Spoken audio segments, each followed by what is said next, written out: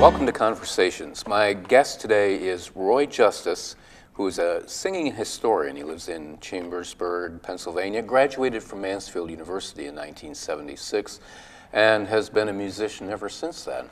But you have a really unique combination of American folk and Americana, singing and combining it with history, which not only goes into the history of the song, but shows how it fits into the story of America itself. Right. How'd you get into this? Well, history was always my worst subject in school. Worst subject. I could not remember dates and facts and figures and things. Yeah. And then it was a professor, actually at Mansfield University, who took me aside one day and said, "Roy, never forget one thing about history. History is not about dates and facts and figures and places and things. It's about the people who created and lived through those times." He said, "Never forget that history is about people." And I had never made a correlation between people's real lives and the things that I was reading about in books. So I started looking at history through the arts, through music and through sculptors and painters and how they reflected the times of the day. Mm-hmm. And then I had graduated from Mansfield in 1976, like you said, and a couple of years later found myself in Bethlehem, Pennsylvania, looking for work. Mm-hmm. And in that community, it's a very church-oriented community, and they were having Thanksgiving feasts at different churches, and one church in particular needed a singer to sing American folk songs while people had their Thanksgiving dinner. And they have a great library there in Bethlehem, and I happened to find a book that not only had the songs that I was looking for from that time period, but also gave the background history of the songs. And I had never seen that kind of thing before in the way that this book did. And for some reason, that clicked in me, and I was fascinated by it. So when I showed up that night to do the program, I asked the person in charge, "Do you mind if I mention what these songs are about before I sing them?" And he kind of laughed and he said, "Well, you're kind of there for background. There are going to be 300 people eating a Thanksgiving meal, and you're not amplified. You're going to just stand in the middle of the room with your guitar and sing those songs." And he says, "But, you know, knock yourself out." Yeah, yeah. So before the first song, everybody was talking, and there's a lot of noise down there with all the people, but I had a pretty big voice, so I just kind of took a deep breath and explained what the song was about, and I wasn't really interested if anybody was listening or not. And once I got done with the explanation, I then sang the song. Well, by the third song, several tables around me were listening to the explanation of the song. Sure. Long story short, by the time I got finished with that program, everybody was very quietly using their forks and knives on the plate, and that's pretty much all the sound that you heard other than me doing these songs. Yeah. And after it was over, I had people coming up to me and say, "Hey, could you do a program on the history of winemaking in the Lehigh Valley? Can you do a program on the history of hot air ballooning? Can you do a history of the Civil War, the Revolutionary War?" I received several different requests, and that began my career in putting the music together with the history. Because what I found for me was, when I connected the music of the times to the history of the times, I was remembering all of the information. Right, plus, it was a lot more fun to do it that way, and I figured if I enjoyed learning history that way, then maybe somebody else would too. And it's been 30 years now that I've been doing this. That's fascinating, because I didn't know that, and it's fascinating to me that now, 30 years later, I pretty much had the same idea, because I heard you in concert and went home thinking, that would make a great conversations show. And then when you and I started talking about all the different themes that you do, we decided to extend it out to try to do 12 shows on different themes. And today's is Thanksgiving. Yeah, ironically, that would be the one we'd start with. Isn't that, so. That's fascinating. Yeah. So you've chosen some songs, and the first one is When I First Came to This Land, and I'm not really familiar with that. What's the background on that, and how's it related to Thanksgiving? Okay, well, the way, for me, that it relates to Thanksgiving is it's known as a slice of life song. No one knows exactly how old it is. Some people have said that it's a Pennsylvania Dutch melody that goes back as far as the 1400s. I'm not sure in the research that I've done that I can trace it back that far, but at least to the early 1700s, maybe late 1600s. And what I enjoy about the song is that each verse gives a different aspect of life at that time. And in this particular song, you see that even though the song is a couple of hundred years old, things that affected those people then are the things that kind of still affect us in a different way today, maybe because technology has changed some things. But we all have the same kind of things to deal with. And each verse that goes by, there's a reason why the words are the way that they are. So this is a song that is a participatory song, especially with my audiences. This is one that I usually start out with. And we start talking about the beginnings of Thanksgiving and where it all came from. And some of the history behind that directly is actually changing today.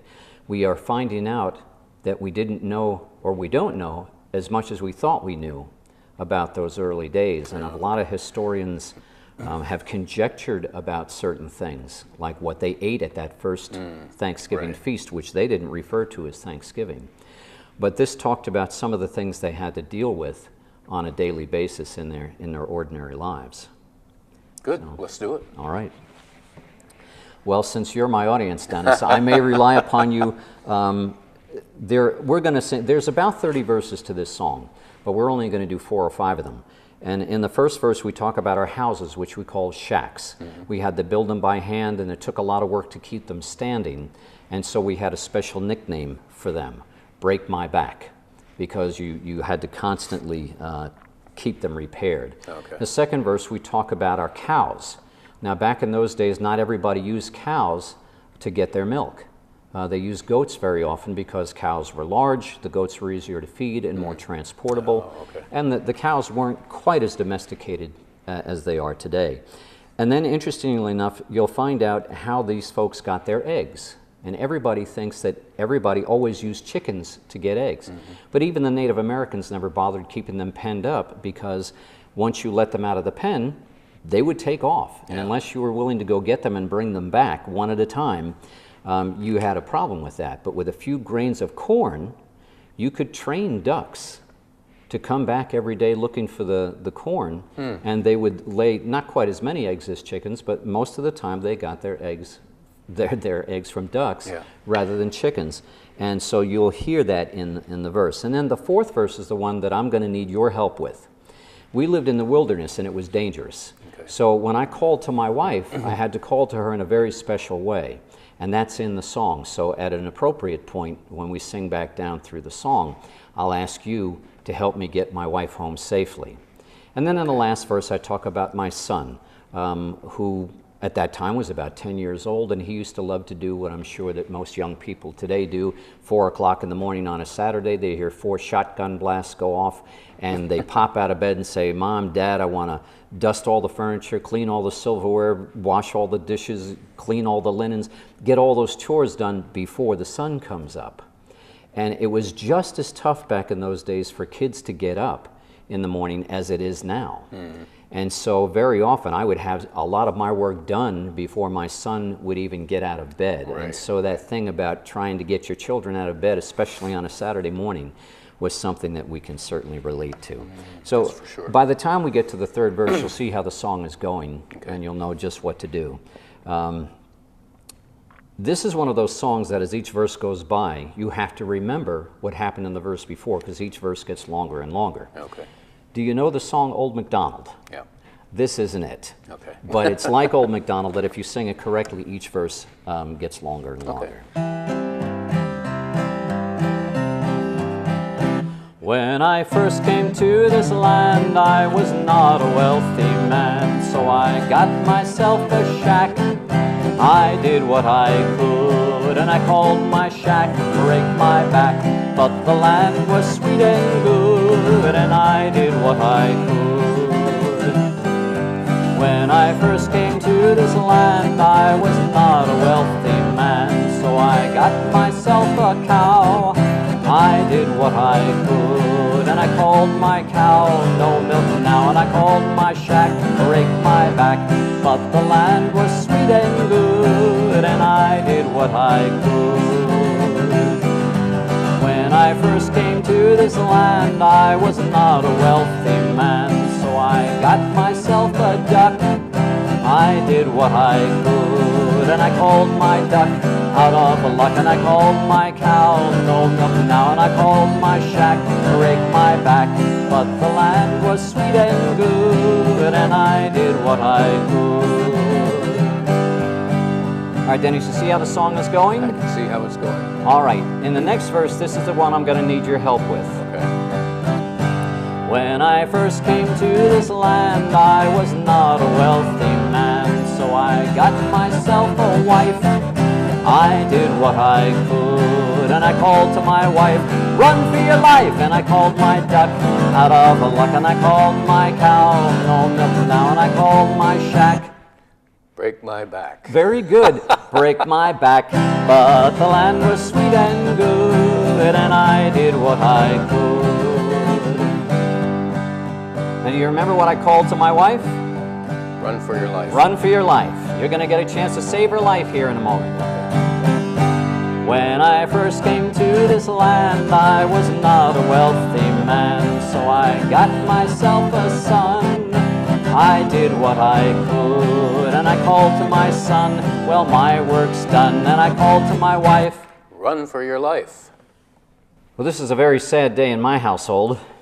For picture this, Dennis, you're sitting on my back porch on a warm, sunny afternoon. There's a big open field behind my house, and you notice that my wife is taking a walk across that big open field, and she's enjoying the afternoon sun. You also notice that on the hillside behind her, there's a big old bear that's going to come rolling down that hill, come across that field, and are you going to say to my wife, excuse me, I don't mean to interrupt your walk across the open field this afternoon, but if you're not paying attention to what's happening behind you, that big old bear is going to come rolling down that hill, come across that field, and no, more likely you're going to say, and I called to my wife, run for your life. well, she's got about half a leg left by the time she gets to the house. Well, that'll have to do for now.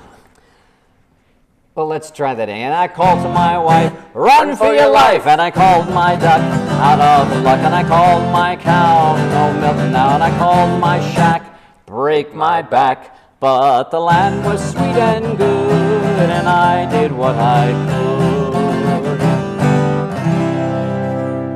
And that song would go on until everybody in the community had a chance to add another verse to the song. Oh, so cool. And it became indicative of the community and the things that they dealt with on a daily basis. And what a way to build a community within your audience. Absolutely. Well, in very early days, of course, history was transmitted from one person to another, word of mouth. The written form, of course, helped. But family legacies, community legacies were very often taught word of mouth.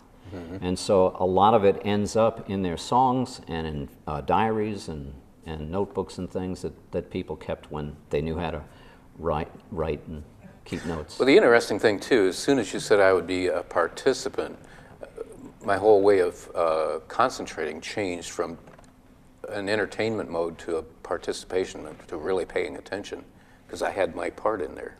Well, this is one of the things that, especially if I'm doing elementary school groups, in order to engage them, you have to give those kids something to listen for.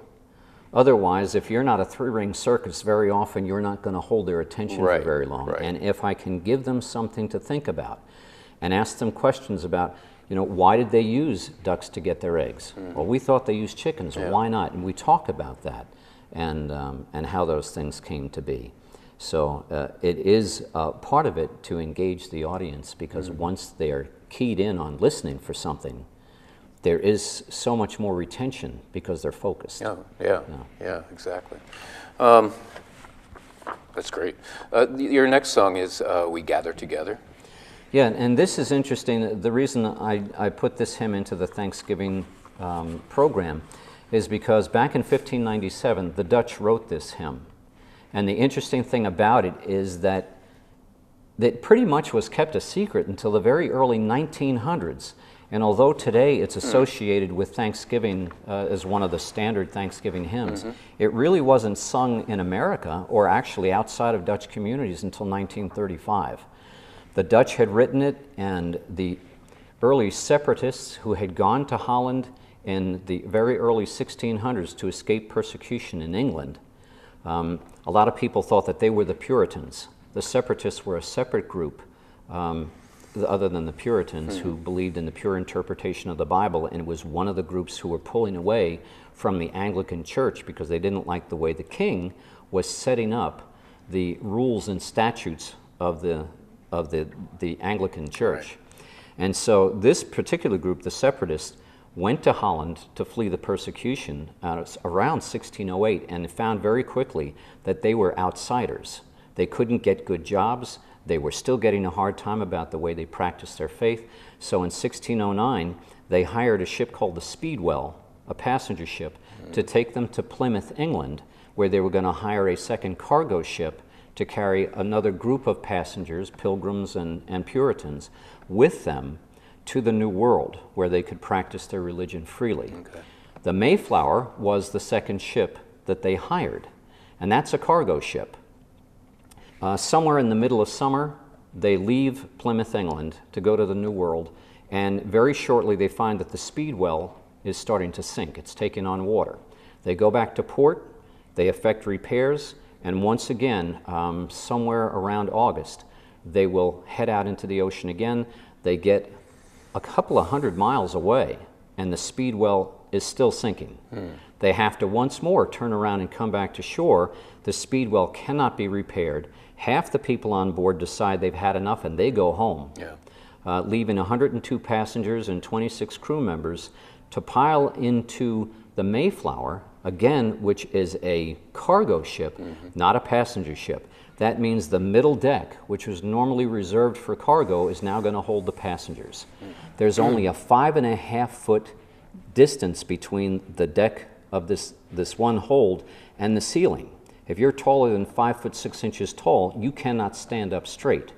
And during that entire 66-day journey, most of those passengers never came up on deck once.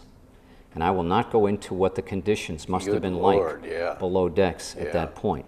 Well, one of the things that they did to get by was sing songs and hymns.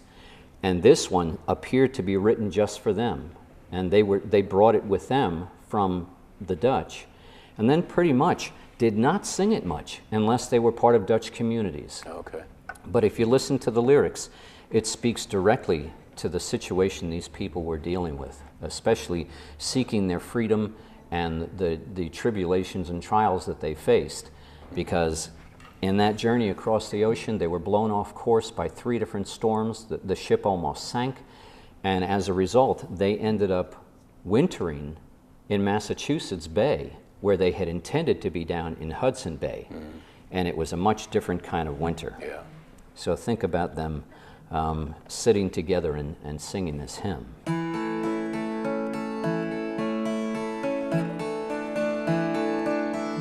We gather together to ask the Lord's blessing. He chastens and hastens His will to make known. The wicked oppressing now cease from distressing. Sing praises to His name, He forgets not His own.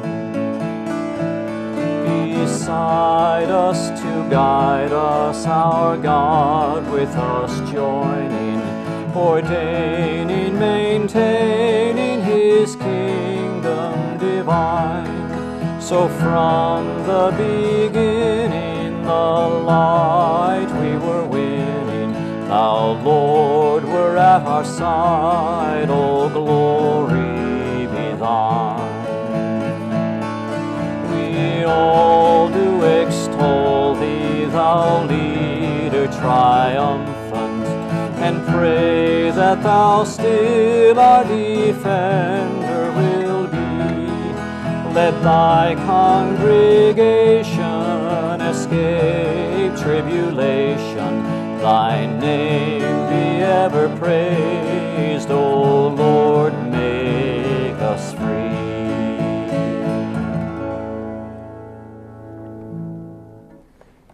does put it in a whole different perspective. Yeah, and to think that that hymn was pretty much unknown until 1935, having been written, right before 1600, is, and we take it for granted today that it's always been around. Yeah. But it showed up in the very early 1900s in a Methodist evangelical hymnal around 1903 or 1904, and then somebody started singing it in the 1930s, and by 1935 it became a standard Thanksgiving hymn.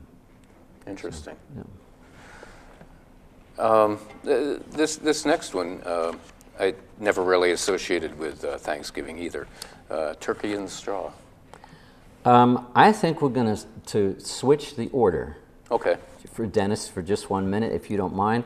I want to ask you this question. Why am I singing this song, the one I'm about to sing, and what does it have to do with Thanksgiving? And it will answer the question that I normally get to ask in a longer program, but because we're condensing things. Yeah. There are so many things we don't know about the first feast. But for the sake of time, we don't know for sure that they had turkey on the table. In fact, we know very little about what they actually had on the table, and I'll talk about that in a moment. But I had the question, why did we think that there was turkey on the table to begin with, and that there was pumpkin pie? Because there couldn't have been. They used up their butter, sugar, and flour over the winter that they got stuck in Massachusetts Bay. They ended up in Massachusetts Bay in November and had to winter on the ship. They had no viable form of heat. The ground was too hard to start to prepare for house building and things like that. And during that first winter, half the crew and half the passengers perished. I mean, cut their communities down in half. Wow. Now, each one of the separate communities had traveled in groups that included all the skilled craftsmen that they needed to have a small community. But they weren't all together. They were separate communities. But having lost that many people, being stuck on that ship over the winter, they had to come to an agreement about how they were going to survive, because now they could not survive without the other groups. And they wrote the first document of agreement in the New World. And they named it after the ship. They had no way to write letters back to the king, whom they had had to go to for all of the permissions to leave and to do whatever they were going to do. So they came up with an agreement where the saints, the people who were the separatists, the Puritans, and the Pilgrims would all combine forces to become one group, the Pilgrims. That piece of paper is known as the Mayflower Compact. And when I was growing up, I knew it was in the books, but I had no idea what it was. And all it was an agreement for them to all work together to become one community. And it was not easy for them to do so. Yeah. But then, after that winter was over, they get on land, and the local Native American tribe, which had been decimated by 3 different plagues from the prior 6 years, the Wampanoag tribe, wanted to find out if they could make allies out of these new people. They send 2 Native Americans who speak English, one of them perfect English, because he had been captured and trained by English missionaries about 10 years earlier and then brought back just in case any English-speaking people should show up. And I don't know of any other English-speaking Native Americans, but these guys were up in Massachusetts. Yeah. They weren't supposed to be there to begin with, and they happened to run into the only 2 Native Americans, or very few Native Americans that spoke English. And they welcomed them to the community, taught them how to hunt and fish, showed them how to fertilize the ground with fish heads and things to grow their crops. And they had this very prosperous first season in 1621. And then they had a feast to commemorate that. And we may or may not have time to talk about more of those details, but what they had on the table was 5 deer that the Native American went out and killed, because when the Native Americans showed up, they recognized there wasn't enough food for all the people who were going to appear. The colonists had invited the Wampanoag chief, Massasoit, to bring his family to dinner. But when you invite a Native American chief, his entire tribe is his family. 90 braves showed up, and as far as we know, their women and children showed up as well, although there's no documentation for that. But 90 braves showed up. they went out and killed 5 deer to add to the 4 men who went out fowling and got all kinds of small game birds, but there's no mention of any turkey. So the question I had was then, why we have turkey on the table? And they had used up all of their sugar, butter, and flour, and they had no baking ovens, so they had no desserts. So why do we think they had pumpkin pie? That's a long introduction to this song, which answers the question indirectly. Okay. If you know this, Dennis, sing along. If you don't, that's okay. I won't sing the entire thing, just enough to give you an idea of the song. Mary had a little lamb, little lamb, little lamb. Mary had a little lamb whose fleece was white as snow. And everywhere that Mary went, Mary went, Mary went, and everywhere that Mary went, the lamb was sure to go. And of course, there's 4 or 5 more verses to that song, but what does that song have to do with Thanksgiving? Do you have a clue? I do not have a clue. All right.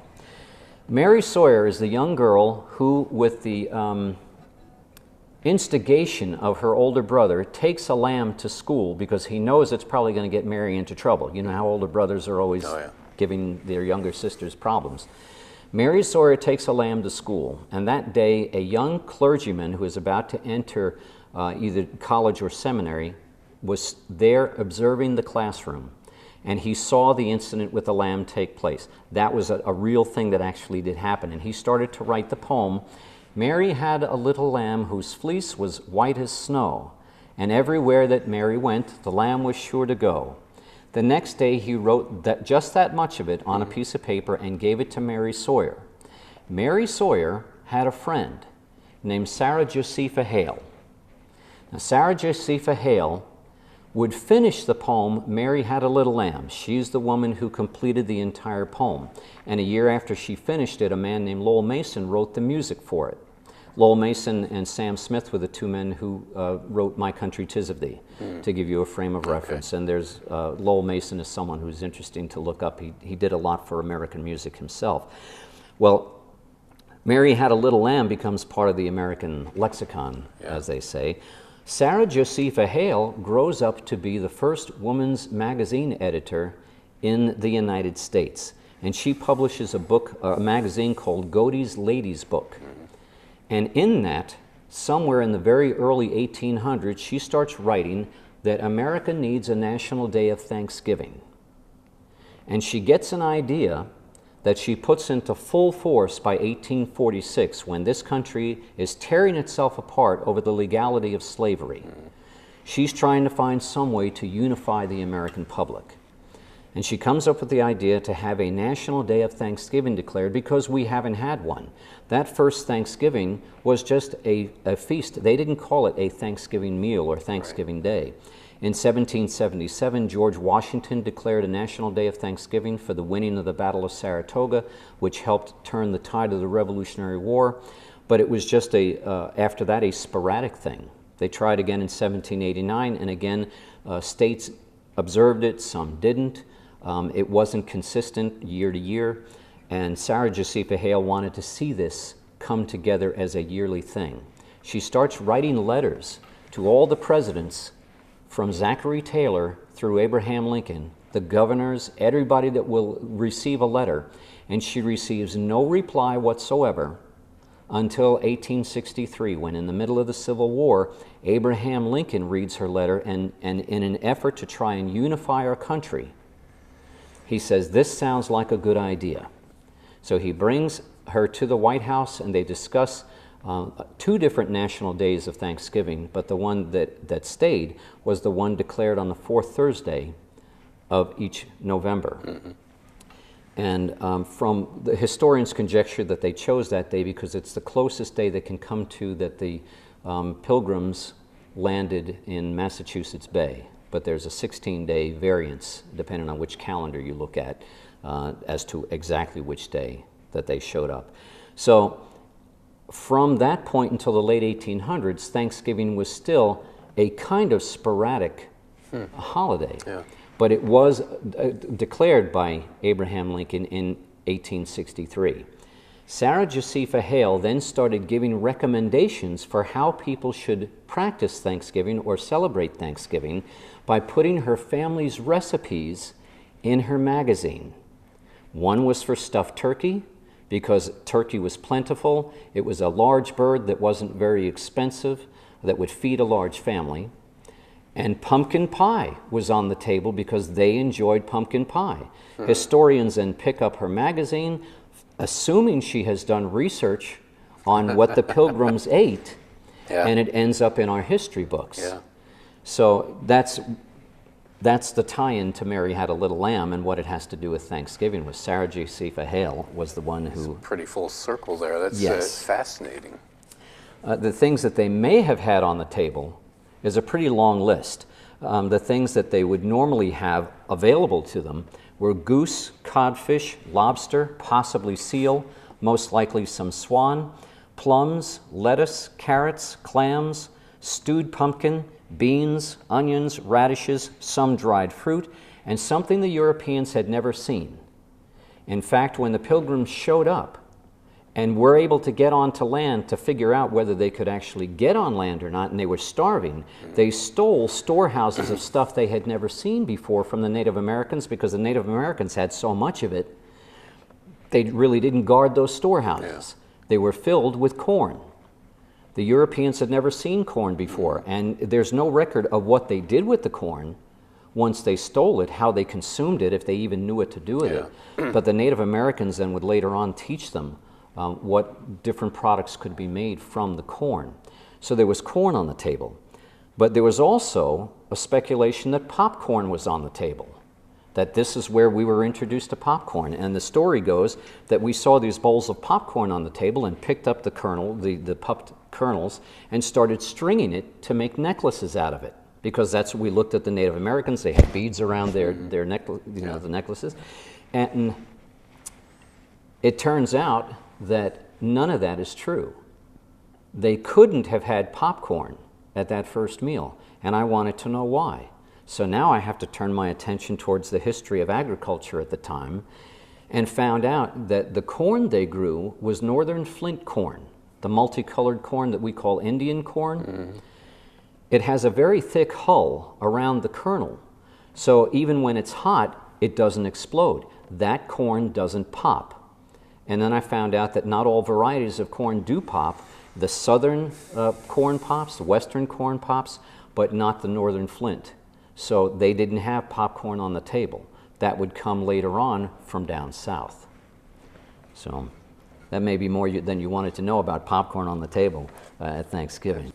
So, the song I had mentioned before, and I still haven't connected it to Thanksgiving, is Turkey in the Straw. Well, Turkey in the Straw is there because turkey's on the table. I figure we need to sing at least one song with turkey in it. And the turkey has... yeah, we did get the turkey on the table. Yeah, I think I'm going to put this in a key that if people want to sing along at home, they can certainly do that, because Dennis, once again, you have a part in this song. When I sing Turkey in the Straw, you sing Turkey in the Straw back. Okay? So when we get to that point, I'll sing Turkey in the Straw. Turkey in the... Wow, that's high. All right, I'll lower the key a little bit here and see. Turkey in the straw, turkey in the straw, turkey in the straw, turkey in the straw. Well, roll 'em up and twist 'em up a high, tuck a haw, and hit 'em up a tune called Turkey in the Straw. Okay, that's your part. Okay. I'll help you with it. Oh, thank you. As I was going on down the road with a tired team and a heavy load, I cracked my whip and the leader sprung. I says, day, day to the wagon tongue. Turkey in the straw, turkey in the straw, turkey in the straw, turkey in the straw. Well, roll 'em up and twist 'em up a high, tuck a haw, and hit 'em up a tune called Turkey in the Straw.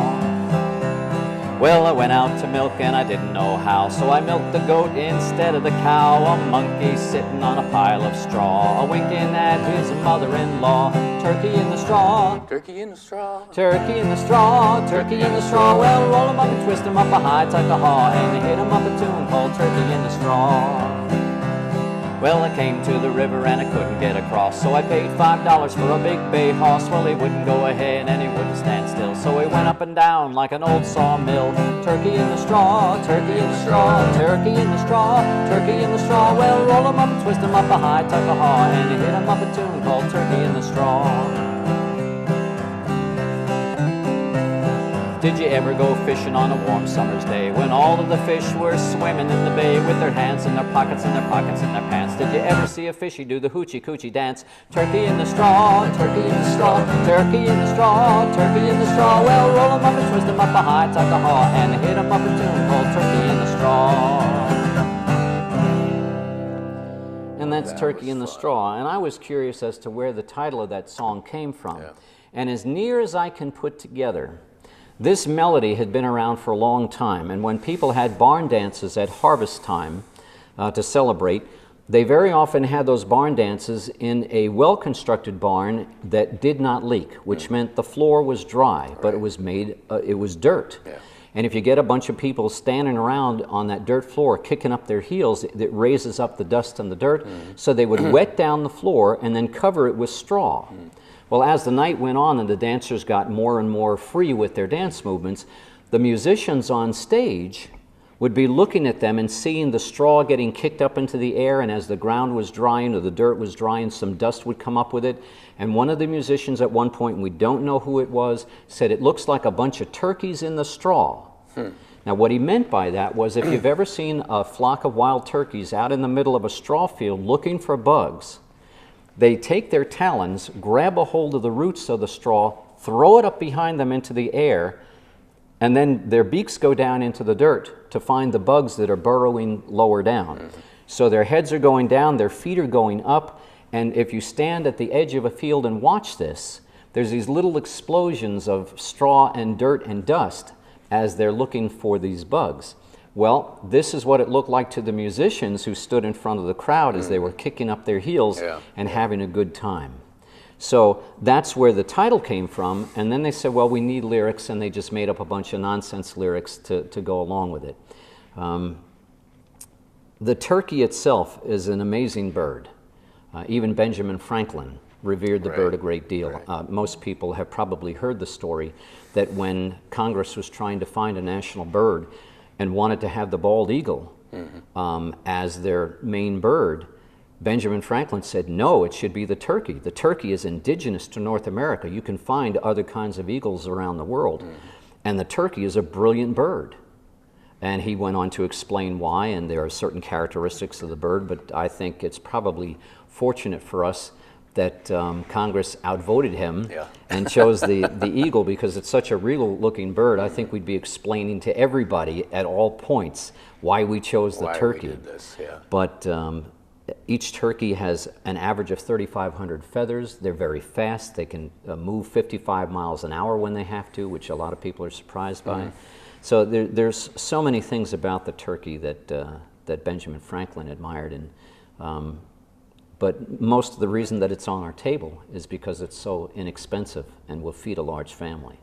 It was a practical bird to have. And still is.